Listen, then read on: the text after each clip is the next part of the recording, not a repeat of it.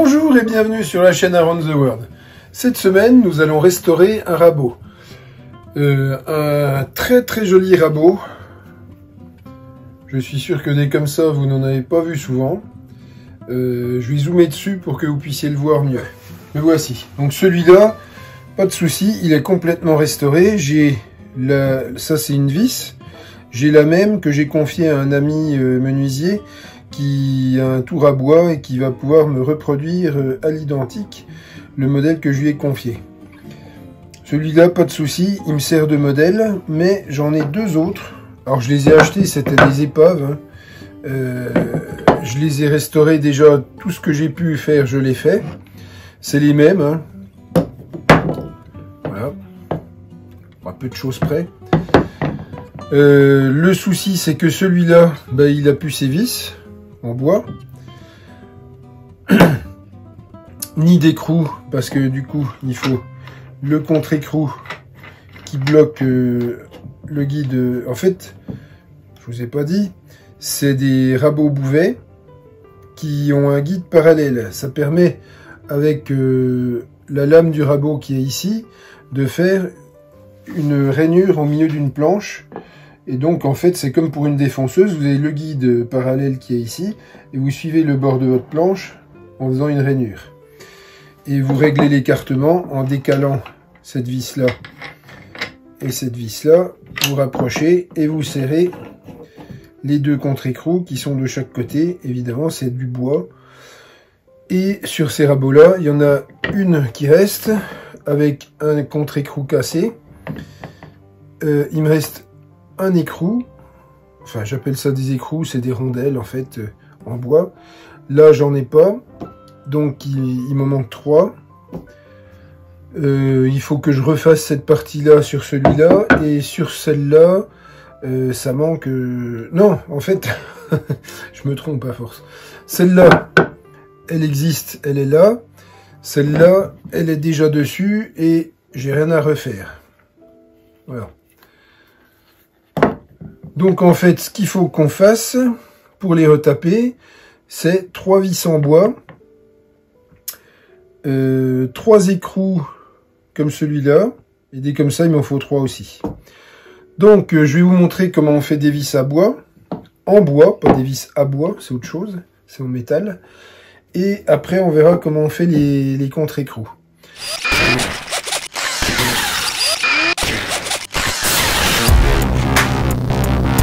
Donc en fait, je vais vous montrer comment passer de ça, qui est un tourillon en hêtre qu'on achète dans le commerce ou qu'on peut faire soi-même si on a un tour à bois ou d'autres moyens de tournage. De toute façon, il faut avoir un tourillon, alors pas forcément en hêtre. Hein. Ça, c'est de l'alisier, c'est du bois que je n'avais pas, donc que mon ami menuisier m'a gracieusement donné. Il m'a prêté aussi son... Alors ça c'est une filière, et ça c'est des tarots qui sont conçus spécialement pour le bois. Donc ça sert à faire l'écrou. Il y en a un qui est un peu moins prononcé, c'est pour le premier passage, et l'autre qui fait la finition lors du deuxième passage. Quand on fait ça, il faut vraiment du bois dur. Le bois genre sapin, etc., ça ne marche pas, ça va s'effriter, le bois va casser, ça va pas donner un joli rendu. Maintenant, je vais vous montrer comment on fait. Donc, c'est tout simple. Hein. On prend le tourillon de la longueur qu'on a coupée, on le coince dans un étau. Voilà. On prend la filière. Il y a un côté qui est lisse, donc on emboîte dessus. Et ce que je fais, moi, je mets de l'huile. Alors, c'est de l'huile de vaseline, ne riez pas. C'est une huile qui est assez neutre et qui aide au bois, enfin à la filière, à ne pas trop abîmer le pas de vis qu'on est en train de créer. Alors, je suppose que avec de l'huile de lin, ça aurait marché aussi. Bon. Depuis le début, je les ai fait avec ça, donc je continue. Ça a bien marché, donc il n'y a pas de raison de ne pas continuer. J'en mets pas mal au début, Et puis après, je vais être obligé d'en rajouter au fur et à mesure. Vous voyez, donc là, le bois, il est sec. Et après, il y a les copeaux qui sortent ici. Je sais pas si vous les verrez sortir au fur et à mesure que je tourne.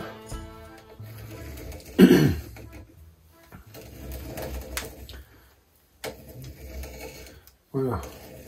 Donc là, c'est à vitesse réelle. Hein. Ça va très très bien.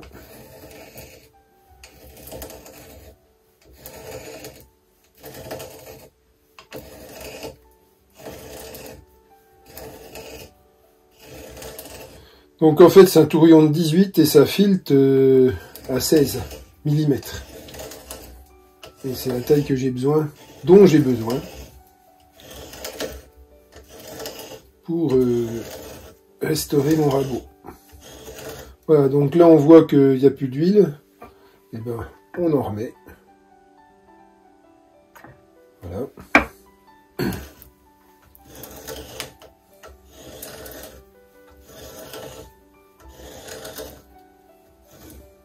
Vous voyez les copeaux que ça sort. C'est les copeaux du filetage.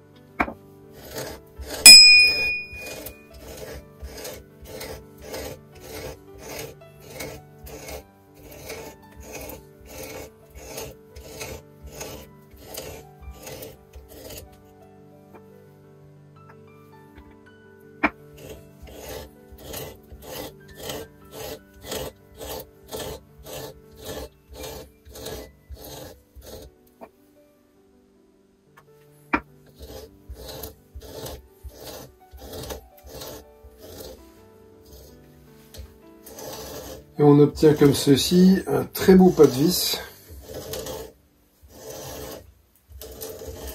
Voilà, là on arrive à la fin. Et la fin, j'ai pas besoin que ce soit fileté vu que ça va être collé dans le rabot.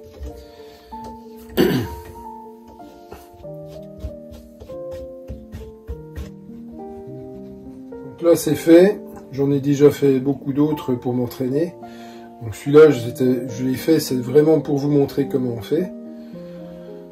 Je voulais pas faire de vidéo au début, puis finalement c'est tellement amusant et tellement sympa à faire que je vous montre. Voilà. Tourbillon en direct. Il faut 5 minutes à peu près pour le faire. Ça va très vite quand on a les bons outils. On continue. Je vais vous montrer maintenant comment on fait la partie écrou. Alors pour faire ça, j'ai un morceau de noyer. Voilà.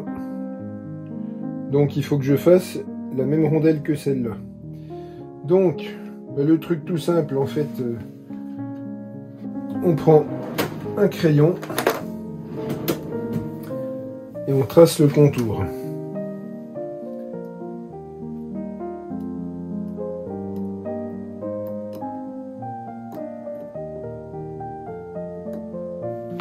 Voilà, donc j'ai repassé dessus avec un stylo plus foncé pour que vous voyez bien.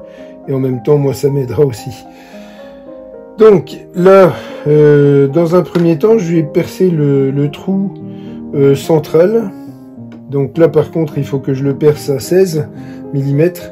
Et au final, je vais me retrouver avec le filetage qui va aller sur la vis.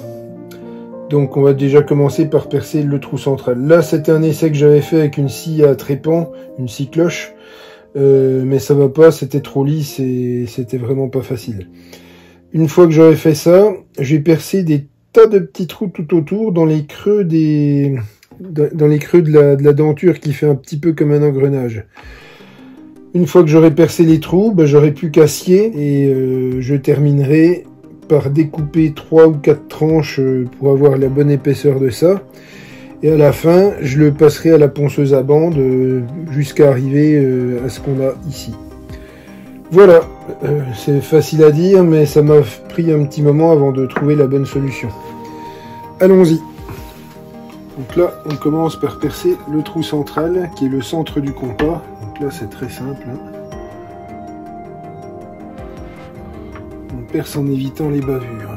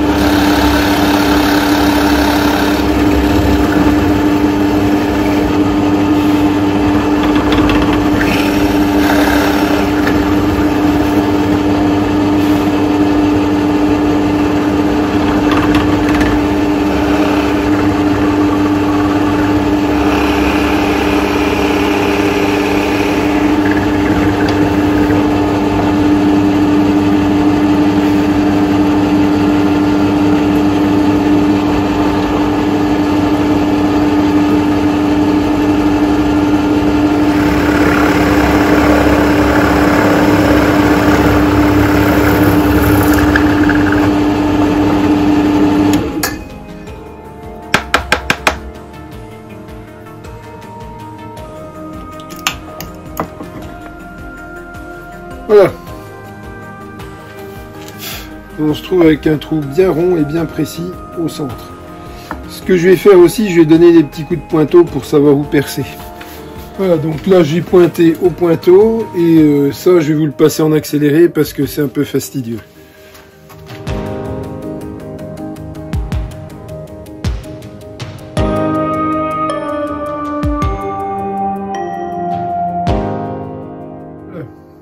Et on obtient cette pièce-là, qui n'est pas filetée à l'intérieur, et c'est ce qu'on va faire maintenant. Donc pareil, hein, je la coince dans l'étau.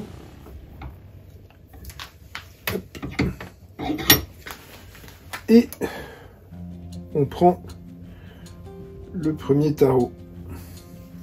Donc la partie qui va à l'intérieur qui sert à tourner. Et puis bah voilà, quoi, on y va tout simplement.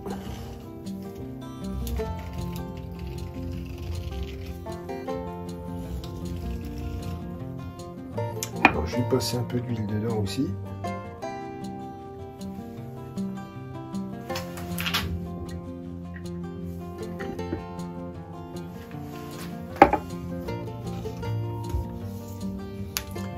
Ce qui aide à mieux couper et à faire le moins possible de bavure.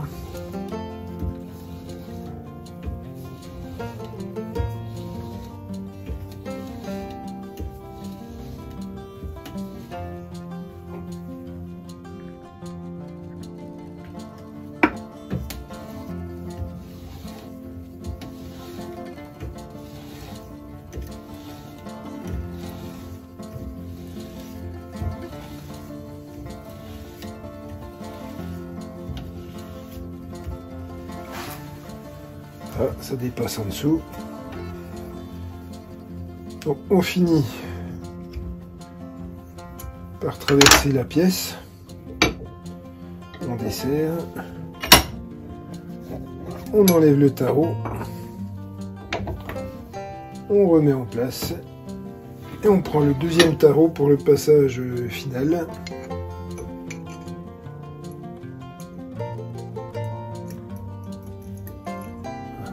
Ça sert à rien par contre.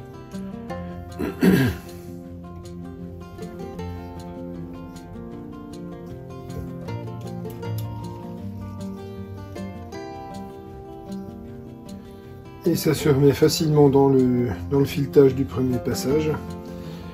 Et ben voilà, on fait la finition quoi. Là ça tourne tout seul.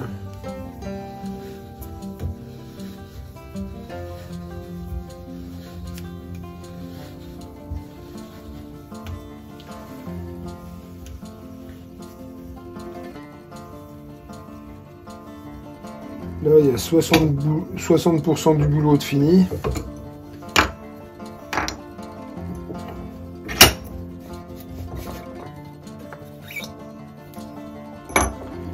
Là, on voit que l'intérieur est fileté. Voilà. Donc là, quelques explications avant de commencer. Pour couper en toute sécurité, j'ai préféré installer mon traîneau de coupe. J'ai pré-réglé l'épaisseur de la rondelle ici. J'ai donné un petit peu de marge. Je préfère avoir un petit peu de gras. Du gras, j'en ai un peu de trop. Je sais pas si vous avez remarqué. Là, j'ai laissé un peu plus, ouais, à peu près 1 mm de jeu. Étant donné que j'ai largement la bonne épaisseur pour faire plus de 3 rondelles, normalement ça doit être bon. Voilà, donc là en fait ça va être tout simple, hein. L'épaisseur est faite, la hauteur de la lame est donnée, il n'y a plus qu'à couper. Je vais rebrancher la scie, donc ça bah du coup on le met là, et puis je vais faire des tranches quoi, comme du jambon.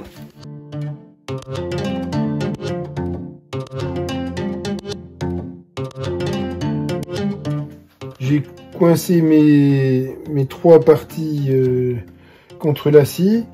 J'ai plus qu'à couper une languette ici. Après, je redécalerai pour couper le reste. Allez, on y va.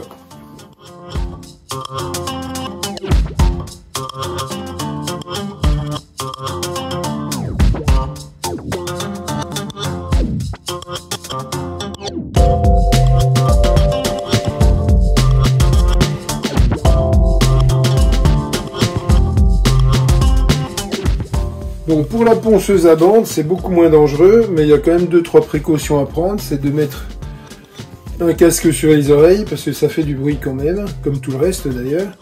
Et des gants pour éviter de se poncer le bout des doigts. Ça peut faire mal quand la bande est neuve, comme ici. Donc, et puis l'aspirateur, évidemment, que je vais connecter, et bon, ça fera du bruit en plus. Donc on y va, c'est parti.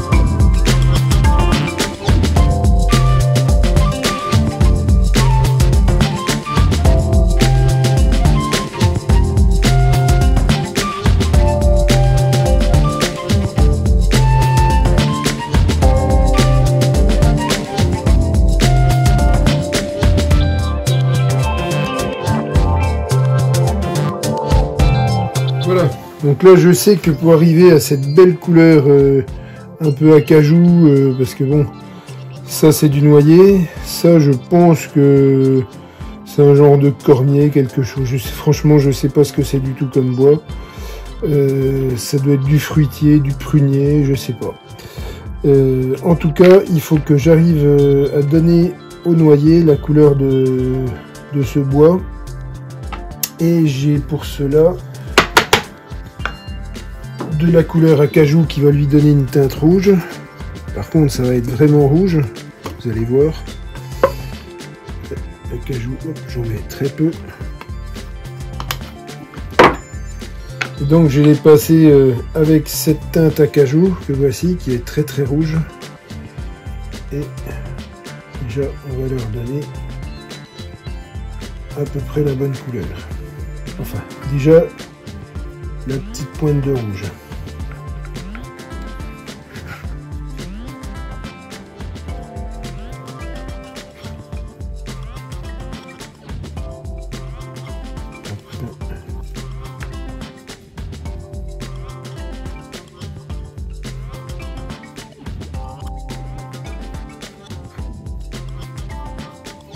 Voilà, et je laisse pénétrer la couleur, je reprends le premier, je retourne.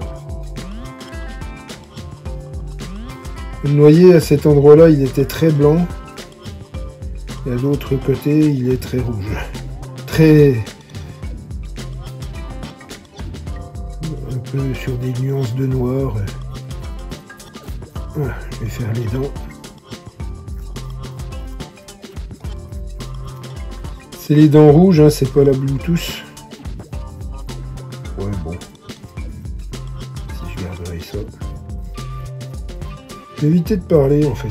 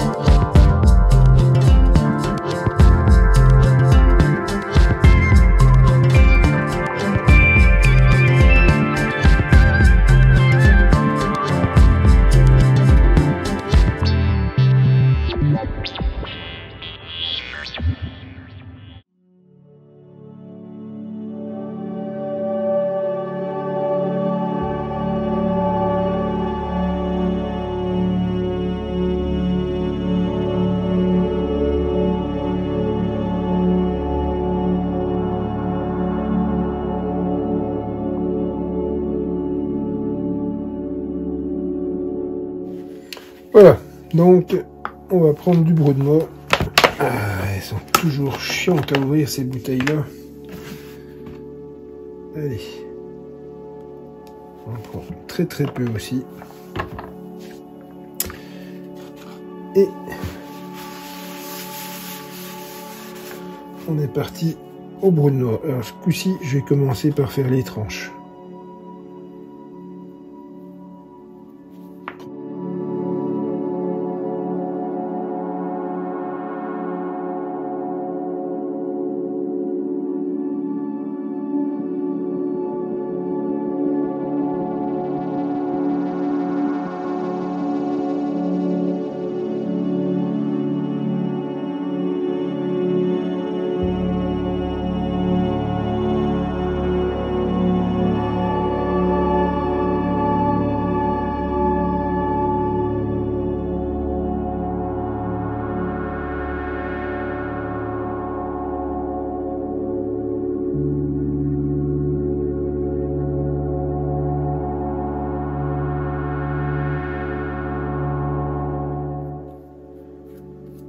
Voilà, bon, on va les laisser sécher un peu.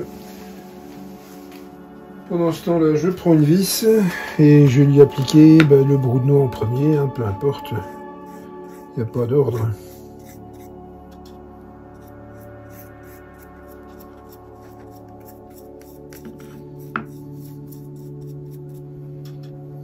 Bien, je continue hors caméra et je vous reprends dans quelques instants pour vous.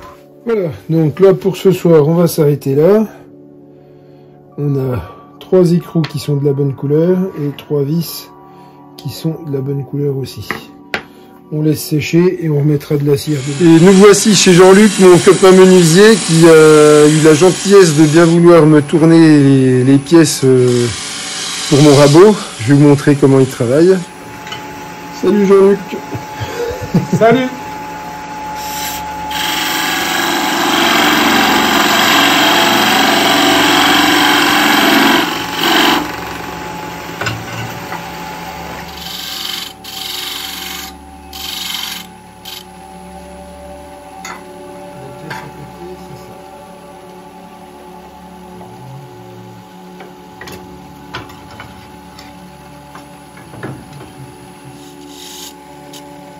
Voilà, on est pas mal.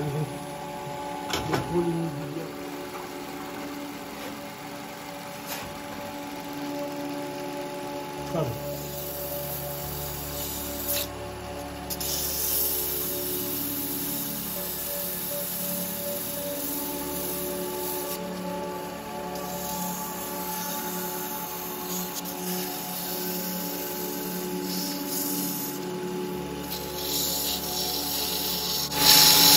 Alors qu'est-ce que tu en penses?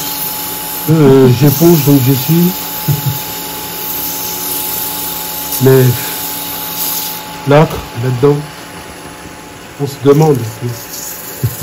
Je pense qu'il l'âtre, on ne sait pas. Voilà. Pour que ce soit bien plat à la fin, Ben oui. une cale.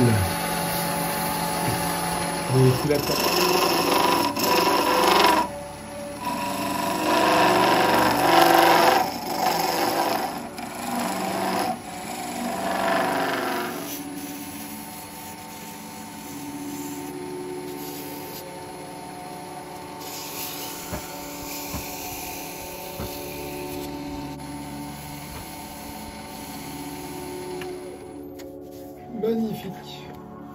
Magnifique. Bravo. Bon, je suis revenu de chez mon copain Jean-Luc. Maintenant, j'ai mis 3 tourillons à la bonne taille avec l'embout qui a été profilé. Maintenant, bah, je n'ai plus qu'à... Alors, je les avais cirés avant. Erreur. Parce que la cire va empêcher de coller. Donc, il faut que je passe de l'acétone pour enlever la cire sur les parties rondes, en tout cas. Le reste, je peux le laisser. De toute façon, il faudra que je remette, après avoir collé, il faudra que je remette de la teinte un peu partout pour être raccord couleur avec les rabots. Et ben, une fois que ce sera collé, ben, on aura pratiquement fini. Allez, on s'y met. On a tout ce qu'il faut. On a les 3 écrous. On a les 3 contre-écrous. On y va.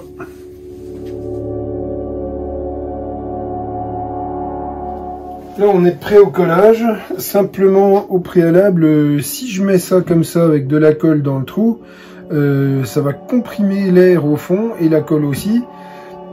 Et le collage sera très mauvais. Donc, ce qu'il faut que je fasse, c'est que je pratique une petite entaille sur le côté de chaque tourillon pour que l'air puisse ressortir. Sinon, ça va pas aller. Donc ça, je vais le faire au cutter, tout simplement.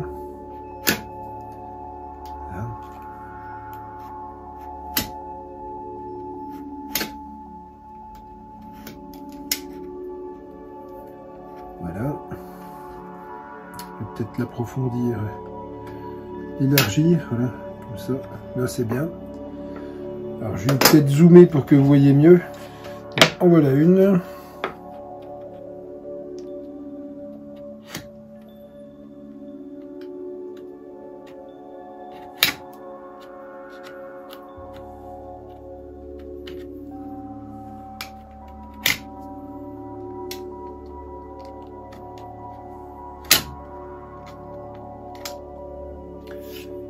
Voilà la deuxième.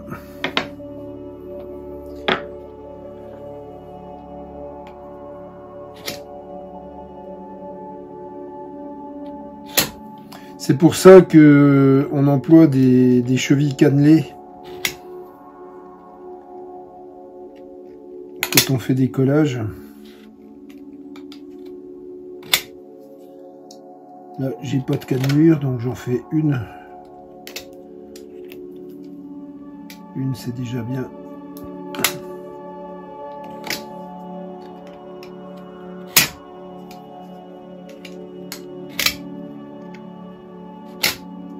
Voilà.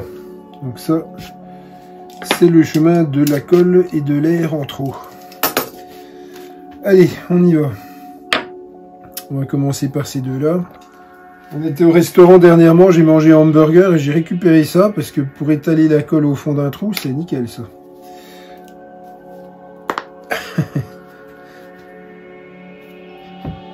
Oui, je sais, je mange trop.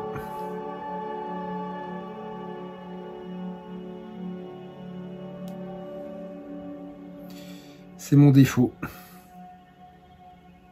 Ouais, peut-être pas le seul. Et celui-là, c'en est un.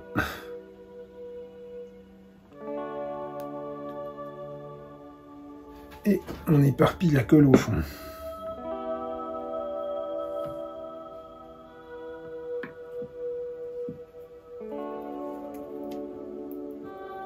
Au fond et autour surtout.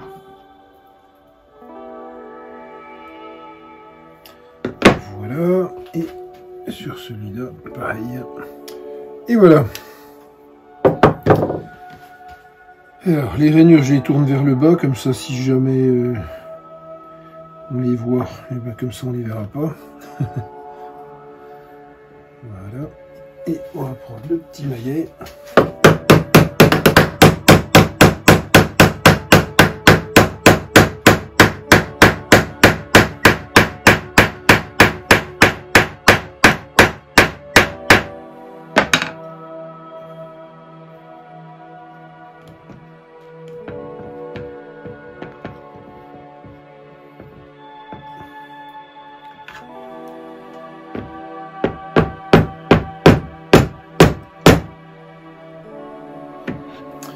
Et on va enlever le surplus de colle qui entoure.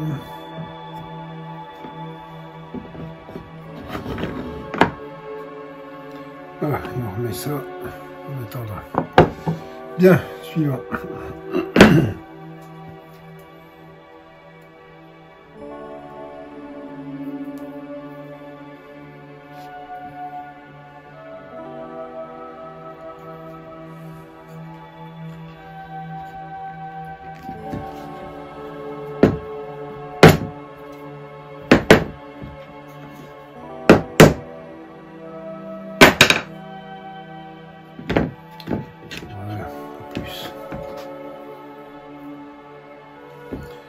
Voilà, et on enlève le surplus de colle et on laisse sécher. Tout simplement, et on verra pour le reste après. Après, le reste, c'est des raccords de teinte. Si, ça, je vais le faire tout de suite. Je vais les passer au brou de noix. Bon, ben là, on va se reprendre la combinaison brou de noix et acajou. Brou de noix. Je vais mettre des gants. Le brou de noix, quand vous avez les mains tachées par du brou de noix, bonjour l'ambiance pour l'enlever.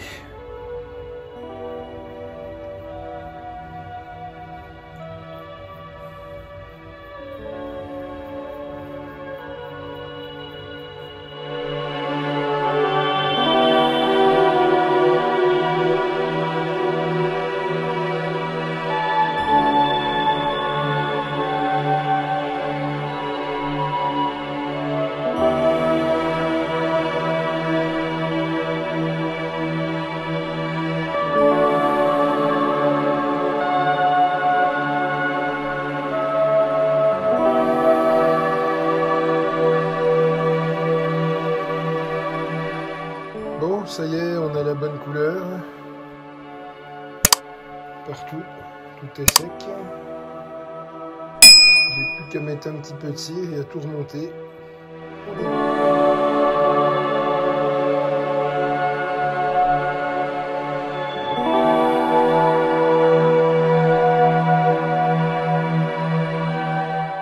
Et voilà, mes 3 rabots sont terminés. Enfin, les 3. Celui-là, il était fait avant, c'était le modèle. Celui-là, ben, il n'avait plus que le corps. Toute la partie arrière a été recréée. Les vis, les écrous. Et celui-là, il n'avait plus qu'une seule vis. C'est un forge de Vulcain à Paris. Et donc je lui ai recréé une vis et un écrou. Et ils fonctionnent tous les 3. J'allais dire comme 9, mais non, quand même pas. Enfin, c'en est 3 de la même série et de la même façon. Et maintenant, si vous avez encore un tout petit peu de patience, je vais vous montrer le dernier qui vient d'entrer à l'atelier. Celui-ci, qui est une pure merveille. Moi, je trouve que c'est un chef-d'œuvre. Des rabots comme ça, c'est magnifique. Alors avec des rondelles en buis, un bois magnifique. Même le guide parallèle en dessous. Même le guide parallèle, on croirait une corniche d'armoire, tellement il est bien fait. Avec des beaux petits inserts en laiton et tout. Il est magnifique.